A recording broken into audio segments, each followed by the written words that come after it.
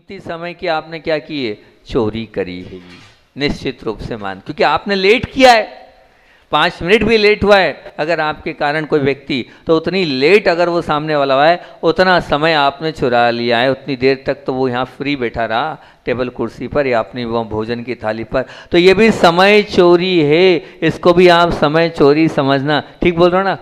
खुश हो गया हमारे सानद भाई, आपके साथ ऐसा होता है क्या?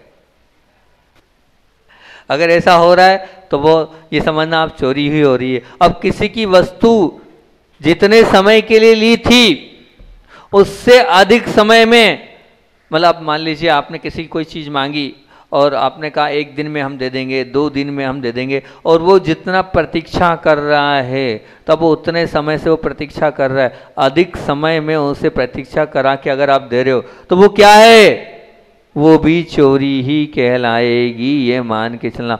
उतने समय की चोरी आपने कर ली है, क्योंकि जितने समय में आपने कमिटमेंट देने की वस्तु की बात करी थी उतने समय में आपने वस्तु नहीं दी है, तो उतने समय की वो भी चोरी का दोष आपको लगता चला जाएगा।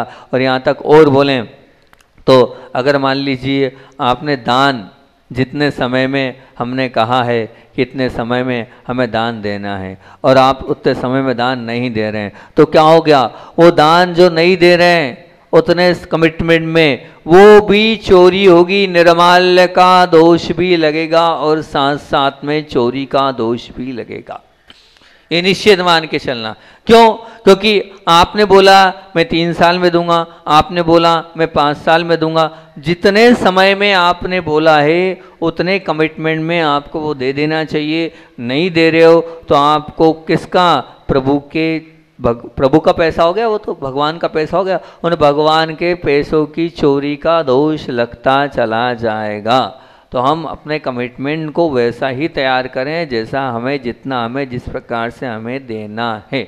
और फिर भी अगर हम अपने कमिटमेंट से ऐसा लग रहा है कि हम उतने कमिटमेंट में नहीं दे पा रहे हैं, तो अब सीधी सच्ची बात है कि आप अगर बाजार से पैसा लेते हो तो क्या लगता है, बस तो आप ब्याज से दो, कि भाई हमें 5 साल में देना था, हम 5 साल में नहीं दे पाए तो हमें दे रहे हैं, और ये ब्याज से हम इतना पैसा लिया था, इतना हम वापस इस प्रकार से दे रहे हैं। ये कहलाता है कि हाँ भैया, कि वास्तविकता में इस प्रकार से मैंने चोरी कर ली है, उस चोरी का मुझे अंदर से विकल्प है, इस चोरी का मुझे अंदर से दुख है।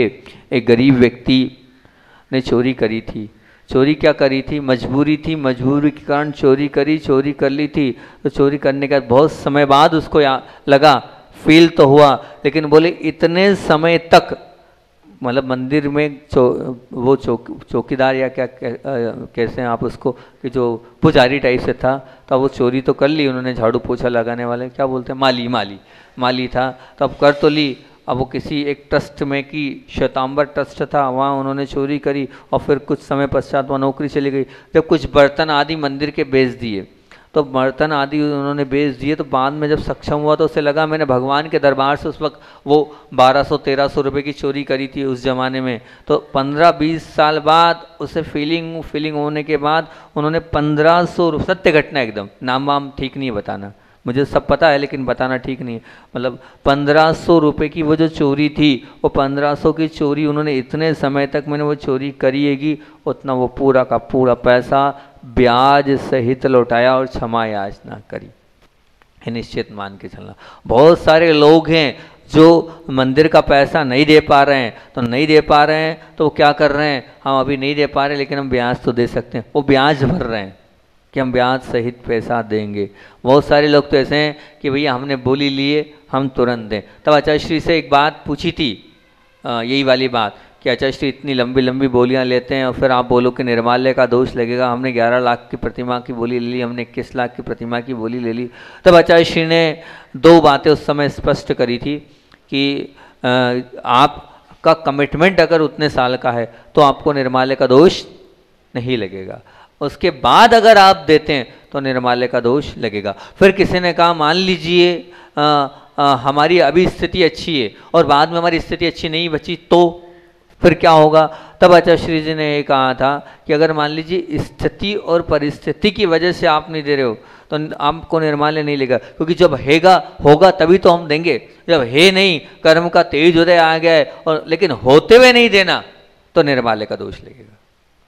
है और आप पीछे हट रहे हो, नियत खराब हो रही है और फिर आप पीछे हट रहे हो, तो वो निर्माल्य का दोष लगेगा। लेकिन अगर मान लीजिए आपकी कंडीशन है और आप पीछे हट रहे हो और नहीं दे रहे हो, तो फिर तो ये निश्चित मान के चलना वो चोरी का दोष लगता ही चला जाएगा और चोरी के आप बंधन में बनते ही चले जाएंगे, ये निश्चित मान के चलना। तो ये समय चोर की मैंने आपसे बात बोली है। समय चोर को आप बहुत अच्छे से समझने का प्रयास करना कि क्या समय चोर कहलाता है। और समय चोर के बाद आगे की बात बोल रहा हूँ दूसरे नंबर पर, सद्गुण चोर। सद्गुण चोर क्या है? सद्गुण चोर का मतलब क्या है? हमारी कोई गलत आदत किसी के जीवन में आ जाती है तो हम उसके सद्गुणों के लुटेरे हैं, चोर हैं। क्या बोल रहा हूँ मैं? हमारी कोई ऐसी बैड हैबिट्स, हमारी कोई ऐसी गलत आदत जिसको सामने वाला देखकर अगर प्रभावित होता है और वो भी अपने जीवन में उतार लेता है, तो आप क्या हो गए? सामने वाले के सद्गुणों को चुराने वाले हो गए। ये निश्चित मान के चलना। हमेशा एक बात बोलता हूँ, ये आप मत मानना कि आपको मानने वाले आपके फॉलोअर्स नहीं है, नहीं, आपका पुण्य इतना है कि आपको भी कोई ना कोई मानने वाला होगा, आपके भी कोई ना कोई फॉलोअर्स होंगे, आप भी किसी ना किसी के आदर्श निश्चित रूप से होंगे। ये मान के चलना। आप भले किसी भी स्टेटस को लेके बैठे हैं, लेकिन कोई ना कोई आपका फॉलोअर्स होगा। तो अब वो आपको देखेगा कि आप ये कर रहे हो, तो निश्चित ध्यान रखना वो भी आपको देखकर वैसा ही करेगा। निश्चित ये स्वीकार कर लें आप। तो आप इसी मान के चल लें, अगर आप बुरा कर रहे हैं तो आप सामने वाले क्या कर रहे हैं? आप बुराई को देखकर वो बुराई एक्सेप्ट कर रहा है, आप सद्गुण चोर कहला रहे हैं। हमारे कारण अगर किसी का धर्म छूट रहा है तो हम उसके धर्म पर डाका डालने वाले बदमाश हो गए। क्यों धर्म छूट रहा है से तात्पर्य क्या है? मान लीजिए स्वाध्याय का समय 8:15 8:30 का है, अब आपने स्वाध्याय के 8:30 के समय में उसको मोबाइल लगा दिया।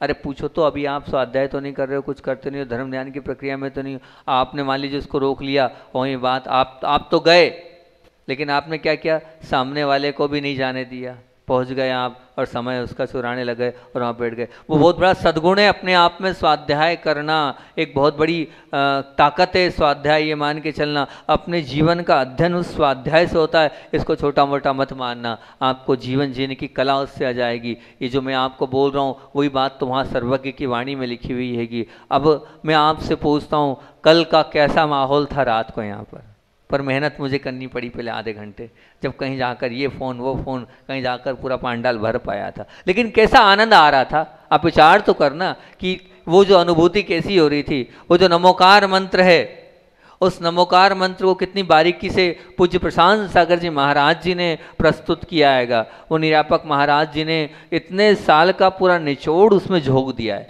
और सिर्फ इसलिए एक दिया उन्होंने कि मैं सरल भाषा में इस युवा पीढ़ी को धर्म परोस सकूं, ताकि वो बहुत सरल तरीके से समझ सके। कितने अच्छे प्रश्न उत्तर रूपी शैली में उन्होंने उस बात को दिया हैगा। अब नमोकार मंत्र से आप कितने रूबरू हो गएंगे। अब एक एक चीज एक एक बात को वो बहुत अच्छे से उस जिन सरस्वती के माध्यम से रखते हैं। आचार्य श्री बोलते हैं कि अकेले पढ़ना अलग है और सबके बीच में पढ़ना और अलग है, और गुरु के समक्ष पढ़ना और अलग है।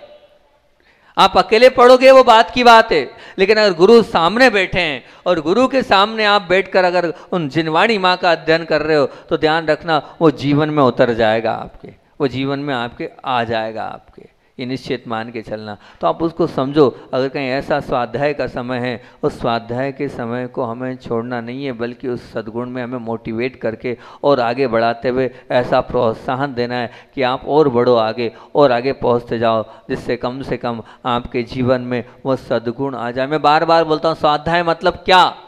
स्वाध्याय का तात्पर्य यही है। क्या है स्वाध्याय का तात्पर्य? संवर और निर्जरा दोनों एक साथ स्वाध्याय तप है। तप मतलब जितनी देर 1 घंटा आप यहाँ बैठे, उतनी देर क्या किया आपने? संवर और निर्जरा दोनों करा आपने। कर्म बंद भी रुका और कर्म निकलता भी चला गया। ये कर्म के कारण ही तो हम संसार में भटक रहे हैं। कर्म की लीला ही तो है जो हमें उलझा रही है और पेर रही है, और कर्मों के कारण तो हम दुख और कष्ट झेल रहे हैं। बस ये वो संवर और निजरा का तरीका है। इसलिए हमें अगर ऐसे किसी कार्य में अंतराय नहीं डालना है, ऐसे किसी कार्य में हमें रोकना नहीं है, ऐसे किसी कार्य में हमें बाधा नहीं डालना है। और जो लोग नहीं आ रहे हैं उनसे बार बार कह रहा हूँ, ध्यान रखना, अभी पुण्य से मिला है तो आप बहुत अच्छे से कर रहे हो, लेकिन बाद में ये पुण्य कब तक चलेगा, कब तक रहेगा। इसलिए ऐसे कार्य को मत छोड़ो। इतना बार बार बोलने के बावजूद भी, क्या समझ रहे हो, एबी के पिताश्री जी आ जाना आज, दादाजी भी आ जाना आज, आओगे तो बहुत आनंद आएगा और बहुत अच्छा लगेगा। अभी तो इसमें बहुत सारी बातें रह गई है और 8:30 अपना हो गया है, आधा घंटा अपना हो गया है। अभी तो सद्गुण चोर में भी बहुत सारी बात अभी आपको बताऊंगा। अब कल ही आपको इसमें पूरा व्यवस्थित खोल के बताऊंगा सद्गुण चोर क्या है, वात्सल्य आपसी संबंध चोर क्या है, समता चोर क्या है। ये पूरी अलग अलग व्याख्याएं जो आपको आगे मैं बताऊंगा। आज तो सिर्फ मैंने इतना ही बताया है कि आप सामने वाले से मैनर्स ये होता है, पूछें कि आपके पास समय है कि नहीं है, उसके बाद ही समय लें। जितना समय आपको मिला है उतने ही समय में, दूसरी बात की मुख्य कि उतने ही समय में आपको बोलना चाहिए। और समय अगर जितने बजे जितना जो काम है उस समय पर हमें पहुंचना चाहिए तो निश्चित रूप से होगा। और सद्गुण चोर की हमने प्रारंभ तो कर दिया, अब आगे अपन इस पर कल करेंगे। गुरुदेव की बात को बोलकर मैं बात कर रहा हूँ, बहुत पुरानी बात बता रहा हूँ। पनागर में जब गुरुदेव यहाँ से 30-32 साल पहले रात्रि विश्राम कर रहे थे, और हुआ ये रात्रि विश्राम में कुछ दो ऐसा लगा कि कोई वैयावर्ती कर रहा है उनकी, ऐसा लगा उनको वैयावर्ती कर रहा है। आचार्य ने मना भी किया लेकिन वो जो है दिखे नहीं और चले गए। सुबह जब पूज्य समय सागर जी महाराज जी आए तो उन्होंने ये कहा कि रात्रि में ऐसा लग रहा था कोई एक पैर में कोई दूसरे पैर में दबा रहा था, लेकिन दिख नहीं रहे थे, हम समझ नहीं पा रहे थे क्या है। तो अब बोले हम मना भी करे। आचार्य ने कहा चिंता नहीं करो, जो आए थे वो आपके पास भी आए थे और जो वो लोग आए थे वो हमारे पास भी आए थे, उनको काम करने दो, आप तो आशीर्वाद दे दिया करो। तो ऐसे गुरुदेव थे कि उनकी वैयावर्ती करने हो सकता है कि देवलोग भी आते हैं और वैयावर्ती करते हैं। बोलिए आचार्य विद्यासागर जी महामुनि राज की। भगवान बनना है, भगवान के बाजू में बैठना, वो भगवान बनने की कला को आत्मसात करना, वो हैसियत को प्राप्त करना मंगलाचरण है। कि तीर्थंकर बनना है तो हिंसा का तांडव हटाना होगा, तीर्थंकर बनना है तो झूठ का वमन करना होगा, तीर्थंकर बनना है तो चोरी का दामन छोड़ना होगा, तीर्थंकर बनना है तो कुशील का जाल तोड़ना होगा, तीर्थंकर बनना है तो पैगरा का आग्रह छोड़ना होगा, तीर्थंकर बनना है तो जीवन को दोष बनाना होगा, तीर्थंकर बनना है तो सब शील की ओर मुड़ना होगा, तीर्थंकर बनना है तो अष्ट प्रवचन मातृकाओं की ओर झुकना होगा। और अपनी बात चल रही थी, कल अपन ने बात करी कि झूठ का वमन करना होगा और झूठ नहीं चोरी, अच्छा हाँ, चोरी का दामन छोड़ना होगा। और मैंने अलग अलग व्याख्याओं में तो चोरी की बात करी थी, समय चोरी, सद्गुण चोरी, वात्सल्य संबंध चोरी, समता चोर, राज चोर, अलग अलग बात। और समय चोर पर मैंने आपसे बात करी थी कि मुख्य बात कि बात करने के पहले आप देख लें सामने वाले के पास समय है कि नहीं है। अगर आप जबरदस्ती किसी का समय ले रहे हैं तो ये क्या हो गया, समय की चोरी हो गई, आपने सामने वाले का समय चुरा लिया है। बाकी सब चीज़ तो वापस आ सकती है, पैसा ले लिया, चांदी ले ली, रुपया ले लिया, सोना ले लिया, लेकिन पैसा वापस आ सकता है पर समय वापस नहीं आ सकता। समय पैसे से ज़्यादा मूल्य को रखता है। और फिर मैंने कहा था कि जैसे कि वस्तु बिना पूछे नहीं लेते हो, वैसे हर चीज़ को भी पूछ कर लेना चाहिए, तो समय को भी पूछ कर लेना चाहिए। और बात बोली थी, अगर आपको कहीं बुलाया गया है, बुलाने की किसी सभा में बुलाए कि आप आएँ और अपनी व्याख्या दें, जितना समय आपको दिया है उतना समय ही आपको लेना चाहिए। क्यों, अगर आपने 2 मिनट 5 मिनट भी अगर ज़्यादा लिया, विद्वानों को समझना चाहिए। तो आचार्य श्री जी ने कल क्या बताया था, 100 लोग बैठे हैं, 5 मिनट ज़्यादा बोला तो कितने हो गए, 500 मिनट आपने ज़्यादा ले लिए हैं। इस बात का जो विद्वान लोग हैं उनको विशेष ध्यान रखना चाहिए, जो मंच पर माइक पर सभी लोग, हम भी सभी के लिए, वो ऐसा नहीं है। और फिर उसके बाद क्या बोला कि आप अगर मान लीजिए आपको कहीं बुलाया गया है, आप कहीं आए हैं और आपको मंच पर बुलाया जा रहा है, तो आप अगर लेट हो रहे हैं तो आप 2 मिनट 3 मिनट भी लेट हुए और आप 500 लोग बैठे हैं तो आप 500 गुणित 3 कर दो, कितने मिनट आप लेट आपने लोगों किया। आपने तो 2 मिनट 3 मिनट हुए, लेकिन इतने सारे लोग आपके कारण लेट हो रहे हैं। मैं हमेशा बताता हूँ कि समय सागर जी महाराज जी, आचार्य भगवान हमारे जो अभी अभिनव आचार्य हैं, वो क्या करते थे, भक्ति के पहले 5 मिनट पहले जाकर हमारे कमरे में, हम आजू बाजू में रहते तो बैठते ही बैठते थे। सालों से उनके ऊपर ही पार्टी थी कि गुरु को मेरा इंतज़ार ना करना पड़े, मैं पहले जाके वहाँ पर खड़ा हो जाऊं। और फिर उसके बाद मैंने बोली थी कल, समय पर भोजन नाश्ता जो भी उनको लगता है, चाय पानी जो जो लगता है, जैसी उनकी आवश्यकता है, वो आप अगर नहीं दे रहे, इंतज़ार कराते, तो जितने देर इंतज़ार कराया है वो आपको चोरी का दोष लगेगा। और फिर मैंने बोला था किसी की वस्तु जितने समय के लिए ली है उतने समय में अगर आपने वापस नहीं दिए, जितना अधिक समय है उतना समय की आपने चोरी करी। और दान में भी आपने जितनी दान की राशि बोली है, जितने समय में बोली देने के लिए, उतने समय के बाद आप दान नहीं देते हैं तो वो भी एक प्रकार की चोरी ही कहलाएगी, ये निश्चित मान के चलना। और सद्गुण चोर की भी बात करी थी कि अब मैंने ये बोला था कि एक बात ध्यान रखना, आप भी ये मान के चलना एक आदर्श हैं, आपको भी दुनिया देखकर चलने वाली है। हर व्यक्ति कहीं ना कहीं कोई ना कोई उससे प्रभावित होते ही, छोटा बड़ा अपनी अपने स्टेटस को लेके कोई ना कोई उसके साथ चलने वाला होता ही होता है, कोई ना कोई इससे प्रभावित होता ही होता है। तो हमारी कोई गलत आदत किसी के जीवन में अगर आ जाती है तो हम उसके सद्गुणों के चोर हैं। पैसा चोर की तो बात ही नहीं है, कुछ नई व्याख्या ही आपके सामने चोरी की रख रहा हूँ। तो सबसे पहला तो समय चोर बोला, दूसरा सद्गुण चोर हमने बोला है। सद्गुण चोर से ही तात्पर्य ये है कि अगर हमने किसी हमारे कारण किसी के अंदर दुर्गुण आ रहे हैं तो हम सद्गुणों के लुटेरे हो गए, हम सद्गुणों के चोर हो गए, निश्चित मान के आप चलना। क्योंकि हमने आपसे कहा था कि हमारे कारण किसी का धर्म छूट रहा है तो हम उसके धर्म पर डाका डालने वाले बदमाश हो गए। स्वाध्याय था, स्वाध्याय में जाना था और स्वाध्याय में जा तो रहे थे, लेकिन आपने सामने वाले को रोक लिया तो क्या हुआ, वो इतना बड़ा जो तप करना था उस तप से आपने सामने वाले को वंचित कर दिया। पूजन करने वाला था, पूजन में आने वाला था, लेकिन अब पूजन में भी आपने सामने वाले को अपनी बात में एंगेज कर दिया।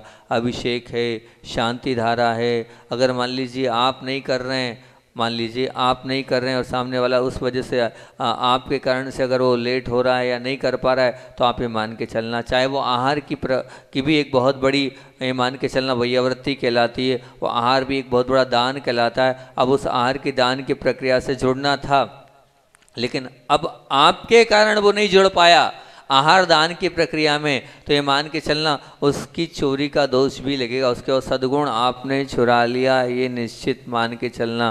प्रवचन आदि में भी अगर वो बैठना चाहता था लेकिन आपके कारण नहीं बैठा तो भी ध्यान रखना, आपको फ़ोन भी मोबाइल भी करना है तो सामने वाले से पूछना चाहिए कि मैंने कल कहा था कि आप बिजी तो नहीं हैं।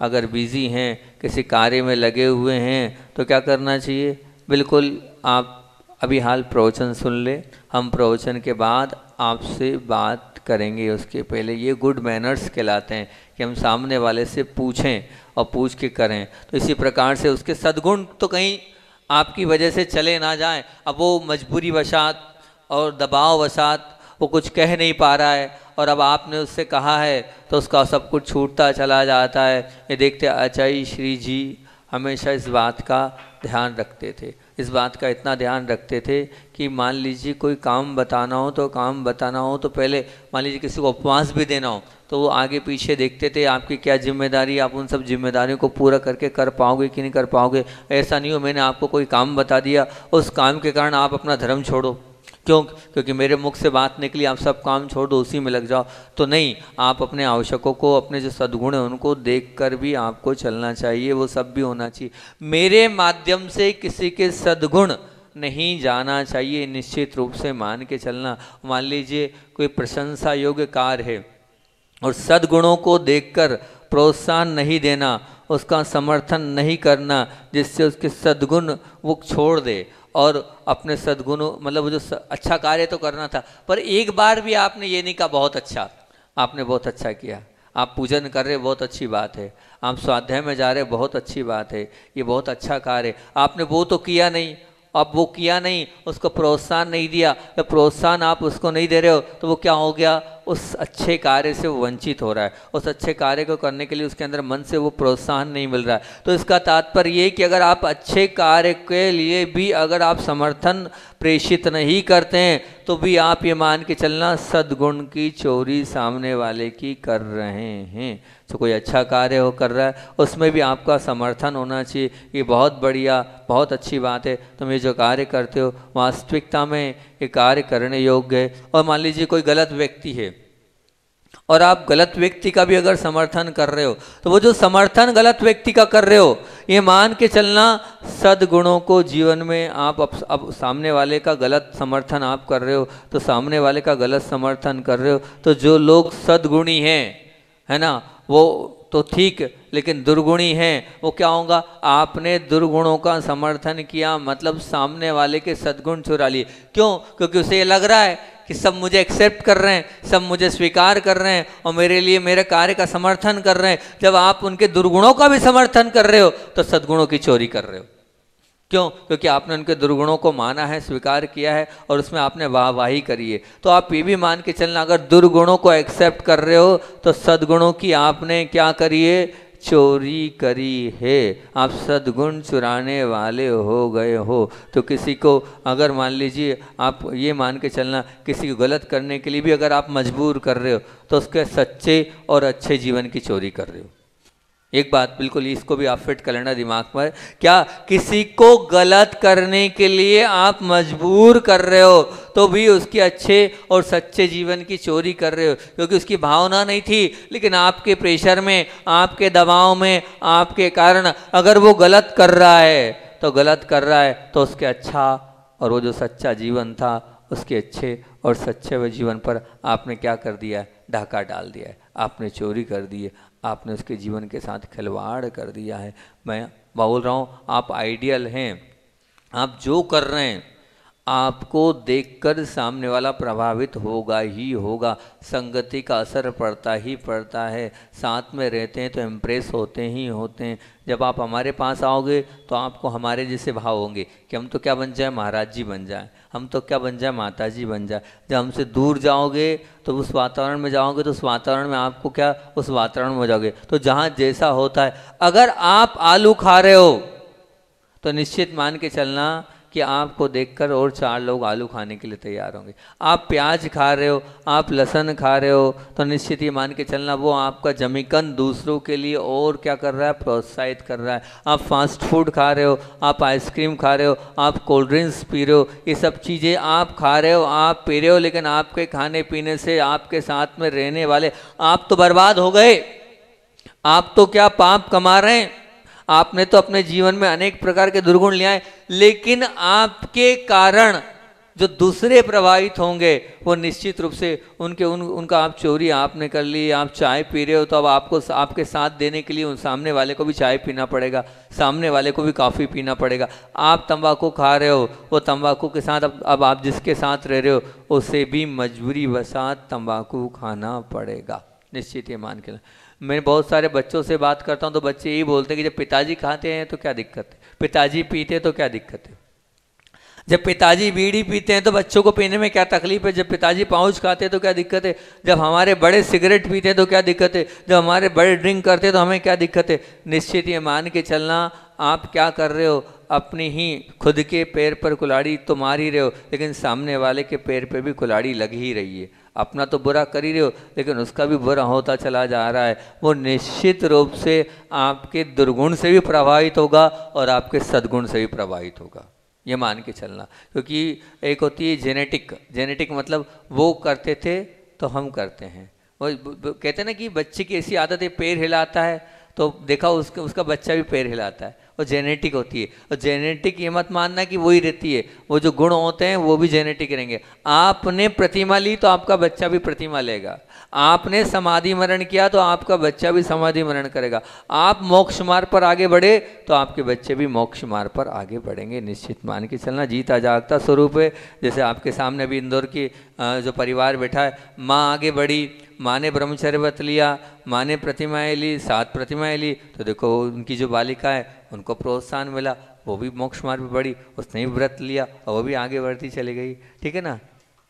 8 प्रतिमा है ना, हाँ 8 प्रतिमा और 7 प्रतिमा। देखो ये अब उनकी माँ ने प्रतिमा ली तो उनकी बेटी ने प्रतिमा ली, उनकी बेटी ने प्रतिमा ली तो उनकी बेटी ने प्रतिमा ली, 3 एक साथ बैठे हैं, तीन परिवार तीन एक साथ बैठे हैं। कौन बैठा है? बेटी बैठी, बेटी की मम्मी बैठी और मम्मी की मम्मी बैठी, और तीनों प्रतिमाधारी, तीनों मोक्ष मार्ग पर निकले हुए हैं। तीनों की तो नानी बैठी है, मम्मी बैठी है और बेटी बैठी है। सही बोल रहा हूँ ना मैं? तो ये संस्कार पड़ता है। प्रतिमा नहीं ली लेकिन ले लेगी, हमारे आशीर्वाद से वो भी ले लेगी, क्योंकि चिंता कर रही है ना। तो ये अपने आप पड़ता है। हम ये मान के चले कि हम सद्गुण हमारे अंदर हैं तो हमारे बच्चे भी उस सद्गुण से बिल्कुल। आप अगर घर में लड़ रहे हैं बच्चों के सामने तो बस आपकी बेटी के अंदर वही संस्कार आएंगे, फिर वो भी अपने सासू से जाके और पति से जाके लड़ेगी। क्योंकि वो देख रही है ना, वो जो देख रही है वही तो करेगी। जो आपने किया है वो बच्चा निश्चित रूप से करेगा, ये निश्चित मान के चलना। तो इस बात को भी हमारे जीवन में आना चाहिए कि हम क्या कर रहे हैं। उस करने के माध्यम से हमारा जीवन तो हो ही रहा है, अनर्थ में जा ही रहा है, व्यर्थ हो ही रहा है, लेकिन साथ साथ में हमारे साथ में रहने वालों का जीवन भी व्यर्थ और अनर्थ में चला जाएगा। मैं क्या कर रहा हूँ बहुत सोच समझ के मुझे करना चाहिए। मेरे माध्यम से बहुत सारे लोग सीखते हैं, जागते हैं और रास्ता अपने आप वो अपनाने लगते हैं। ये निश्चित मान के चलना हम क्या हैं और हमारी वास्तविकता क्या है, इसको गुरुदेव हर बात को इसीलिए करते थे कि मैं जो हूँ, मुझे देखने वाले बहुत सारे लोग हैं और मैं जिस प्रकार की चर्या पालता हूँ उस प्रकार की चर्या सब लोग, मेरे मुख से कुछ शब्द निकला है तो वो क्या होता है, वो वाक्य ऐसा होता है जो इस प्रकार का होता है, पूरी दुनिया मेरी तरफ निगाह देखती रहती कि मैंने क्या किया और क्या बोला। जो वो किया है और जो वो बोला है वो हमेशा, वो पूरी दुनिया उसको फॉलो। मैं हमेशा एक ही उदाहरण देता हूँ, हमेशा बहुत बार, कम से कम 10 बार प्रवचन में इसको मेरे इस उदाहरण को मैं बता चुका हूँ। जब भी इस प्रकार की कोई बात आती है, वो जो गुरुदेव की बात आती है, तो वो ये उदाहरण को बहुत बार देता हूँ और दे देता हूँ ताकि शायद हो सकता है आप लोग समझें। जितने घर के बड़े सदस्य बैठे हैं ना यहाँ, जितने घर के बड़े सदस्य बैठे हैं यहाँ, वो कान खोल कर सुन लो। मैं तो कहता हूँ बड़े क्या, हर के लिए, बच्चे के लिए भी समझने योग्य गुरुदेव की वो बात, जो गुरुदेव की ऐसी बात थी कि गुरुदेव जब आए थे राजस्थान से, किधर, बुंदेलखंड की ओर, और बुंदेलखंड की ओर जब आए तो सुनना बहुत ध्यान से, कटनी के एक जगमोहन लाल जी पंडित जी, बड़े पंडित जी के नाम से जाने जाते हैं, वो उनके दर्शन के लिए पहुँचे। सुना है एक नए आचार्य हुए हैं और बहुत सुंदर दिखते हैं और नई उम्र में भी उन्होंने दीक्षा लिए। वो देखने पहुँचे और देखने गए थे एक दिन के लिए, लेकिन उनकी चर्या से प्रभावित होकर 2 दिन, 3 दिन, 4 दिन, 5 दिन, 7 दिन का विहार कराया। और विहार कराने के बाद जब जा रहे थे, जगमोहन लाल जी मतलब बड़े पंडित जी जिन्हें जय धौला धौला आदि की हिंदी करी है, वो व्यक्तित्व